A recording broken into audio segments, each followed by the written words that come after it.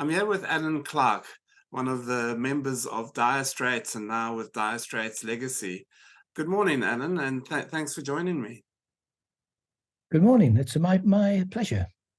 I'm looking forward to coming to New Zealand. Yes, I'm looking forward to having you. Now, Alan, everyone knows Dire Straits, one of the biggest bands in the world. I grew up with it. A lot of people grew up with it. Your songs are the soundtrack of our lives for some of us. But now you're with Dire Straits Legacy. What is Dire Straits Legacy? Dire Straits Legacy began as a bit of fun about 10 or 12 years ago. On a ski mountain in northern Italy, we did this crazy gig up there. I was invited by Marco Caviglia, who plays the role of Mark Knopfler in the Dire Straits Legacy. He had a Dire Straits cover band, and he invited myself and John Ilsley, the bass player in Dire Straits, to if we'd be interested in joining his band to play a gig to open the ski season on top of a mountain. And we thought it was such a crazy idea. We John and I did it, and we played a gig in, I think it was 14 degrees below. I was wearing a coat and hat and fingerless gloves. And about 1,000 people turned up on the top of this mountain, which was amazing. And that's how it began, really. And it just sort of escalated from there. It's just been a load of fun. Other members of Dire Straits became interested and came and went. And here we are 10, 12 years later in the middle of a world tour. We've been to Brazil, the US, China, Italy, Germany, Romania, all sorts of places. So who are the other members of Dire Straits that are in the band with you now? We have the saxophone player Mel Collins. We have on guitar we have Phil Palmer from Dire Straits and Danny Cummins, who percussion player from Dire Straits, and myself. So there are four of us. Now you were the original keyboardist, so you sort of were quite integral part of Dire Straits in those formative years and that. What are your memories of that time, especially when you sort of burst into international stardom? Well, I joined the band when they were putting out their third album, which was Making Movies. They just recorded it and they needed a keyboards player. So I joined them. So that was like two and a half years after they started. Yeah. And then, it was great fun.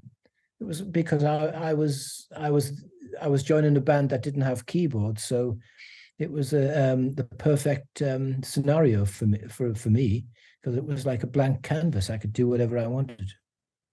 Now, obviously, everyone knows Mark Knopfler and what a brilliant musician he is. What was it like actually playing with him? And are the stories about him being so having such attention to detail and that correct? Yeah, all that's true. Yeah, his attention to detail is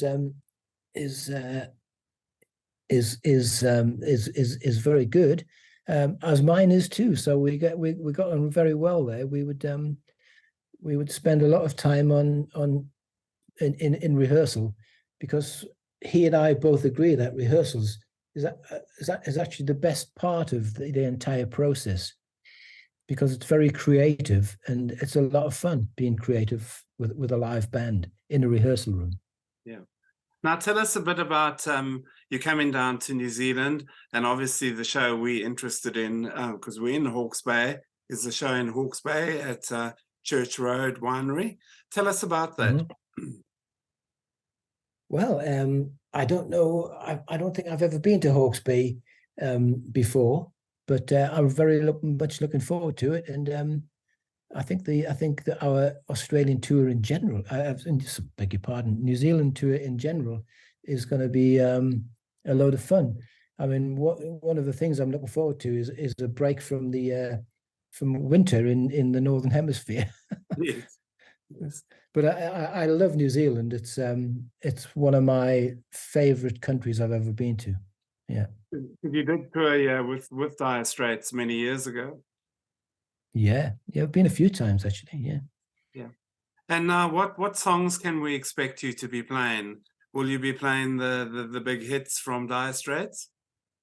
All of the hits, all of the songs everyone expects to hear: "Tunnel of Love," "Brothers in Arms," and then one or two other lesser known ones, maybe "Down to the Waterline," "Ride Across the River," "Setting Me Up." Songs that weren't hits, but which are great songs from early albums, much also as well. Yeah. Now, obviously, part of Dire Straits' appeal was Mark Knopfler's guitar ability and also his vocals. Have you managed to replicate that? Um, that it's impossible to for someone to get up there and do what Mark Knopfler does, because Mark Knopfler is so damn good and so damn unique. But the guy we have doing it makes an excellent job of it, and all I can say is the audiences we play to absolutely love it. Yeah. Now, what is your favorite Dire Straits song, and what do you enjoy playing of the songs? My favorite Dire Straits song, if I had to name one, would be "Private Investigation." Um, it's just a beautifully crafted song, very clever, and I played a substantial part in the arrangement of it. So yeah, and it's a piano based song, so it's kind of suits me very well. So I like playing that one. I like them all.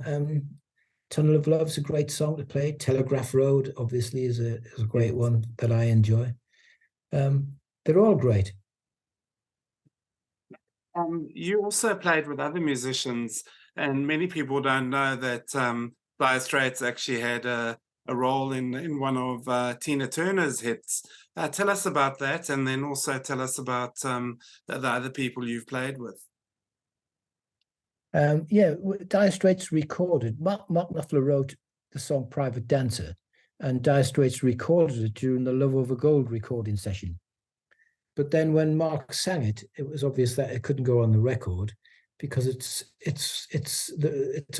seen from it's from a female point of view, so it Yeah. sounded a bit daft. Mark singing it, but it found its way to Tina Turner, and so the Dire Straits band minus Mark Knopfler recorded that song with Tina Turner, and that was my introduction to Tina, and she invited me to if I'd tour the States with her to promote the record with her band, which I did, and we were supporting Lionel Richie around Wow. America for about a month, and during those few weeks, Tina's record "Private Dancer" went to #1 in the US and around the world.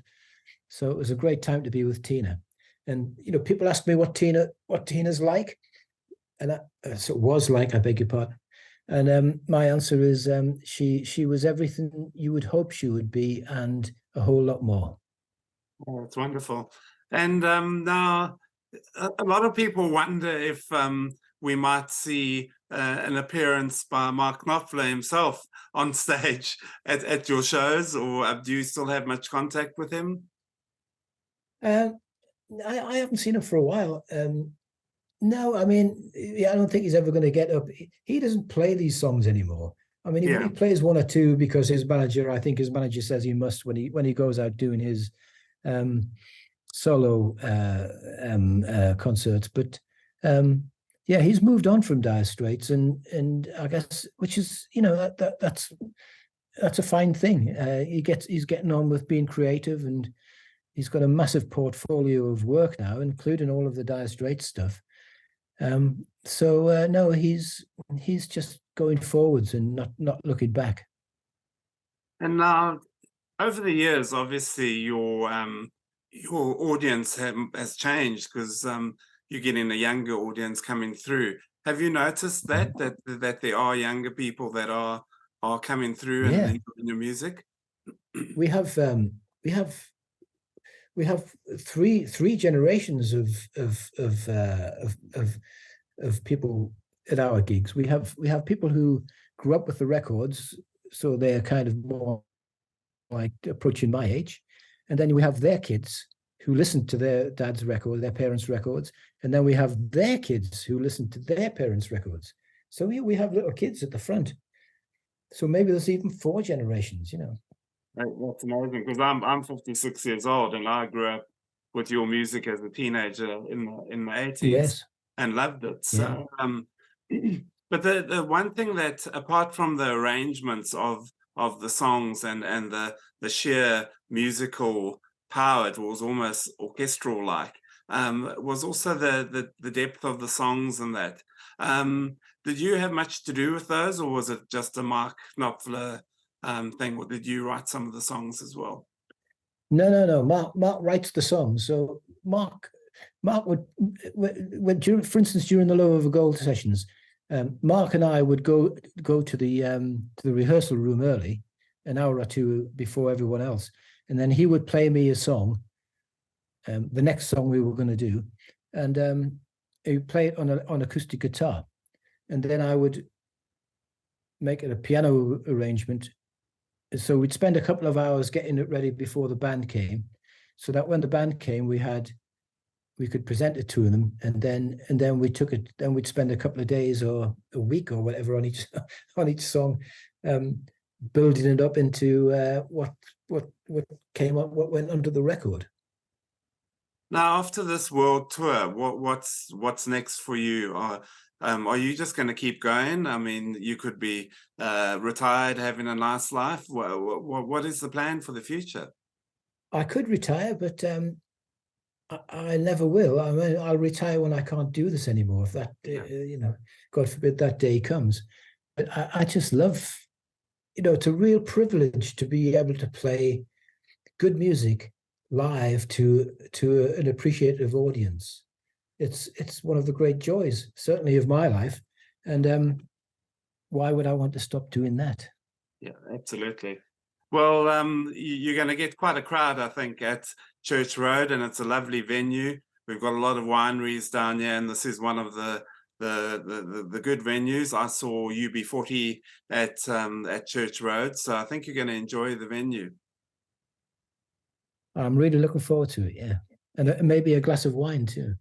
Oh, there's some. We're known for our wine, so that'll be good. I'm sure you'll be able to have a glass or two, and hopefully we get to meet you in person as well. But Sure. I do appreciate your time, Alan, and all the best. Anything else you would like to say, just to encourage people to come to the concert? Well, just that we make a damn good noise, the Dire Straits Legacy. We make we're a bunch of really good musicians. We do it for fun, and I think that comes over. And so we all have a great time up there, and that makes the audience have a great time. So, Alan Clark from Dire Straits Legacy, thank you so much for your time, and we look forward to seeing you at the end of December at Church Road. Thank you so much. You're very welcome. Come and say hello when we play there, yeah? I will do.